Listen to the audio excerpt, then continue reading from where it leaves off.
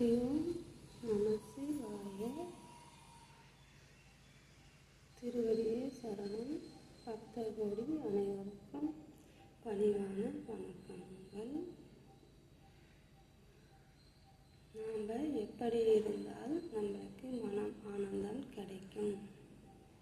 நாம் என்றைக்கும் இறைவனை இறுகி பற்றி கொள்ளும் பொழுது, இறைவனை சரணாகதி அடையும் பொழுது, நாம் நல்லது எது கெட்டது என்று நினைத்து இறைவன் திருவடியை இறுகி பற்றி கொள்ளும் பொழுது, நம்ம ஒரே நிலையில் இருக்கும் பொழுது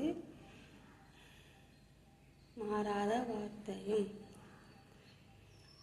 என்றைக்கும் மாறாத வார்த்தையும் இறைவனிடம் நம்ம என்ன சொல்வோம்? நான் இறைவா, நான் துன்பமில்லாமல் தூய்மையாக இருக்கிறேன், நான் உன் திருவடியை நினைக்கிறேன் என்று நம்ம மனதால் நினைக்கும் பொழுது, இறைவனை சரணாகதி அடையும் பொழுது, இறைவா, உன்னை விட்டால் எனக்கு யாரும் இல்லை அப்பா, உன் திருவடியே சரணம், உன் பாதம் பணிகிறேன், துன்பமில்லாத வாழ்க்கை கொடு. என்றைக்கும் நம்ம மனம் தூய்மையாக இருக்கிறதோ, நம்ம பொய் பேசாமல், திருடாமல், ஏமாற்றாமல், நம்ம மற்றவங்களை காயப்படுத்தாமல், நாம் உண்டு நம்ம வேலை உண்டு நம்ம இருக்கும் பொழுது, மனம் தூய்மையாக இருக்கும் பொழுது, இறைவனை சரணாகதி அடையும் பொழுது, நம்மளுக்கு என்றைக்குமே இறைவன் பேரானந்தம் கொடுப்பார், மனம் சந்தோஷம் கிடைக்கும். துன்பமில்லாத வாழ்க்கையை நாம் வாழலாம்.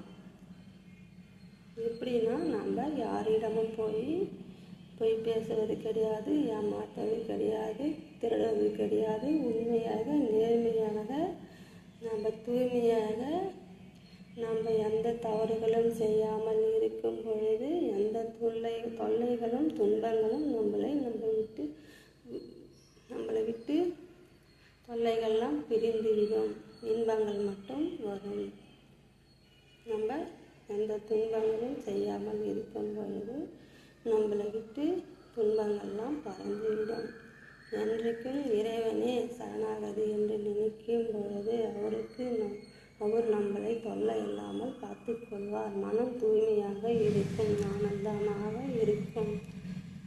ஒரு நிமிஷமும் ஒரு செயலும் செய்யும் பொழுது மனம் பரிசுத்தமாக ஆகிவிடும்.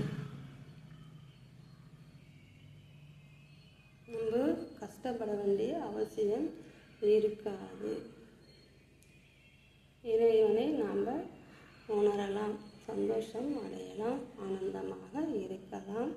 போற்றியோம் நமசிவாய. திருவடியே சரணம். பக்தர்களுடைய அனைவருக்கும் பணிவான வணக்கங்கள். ஓம் நமசிவாய.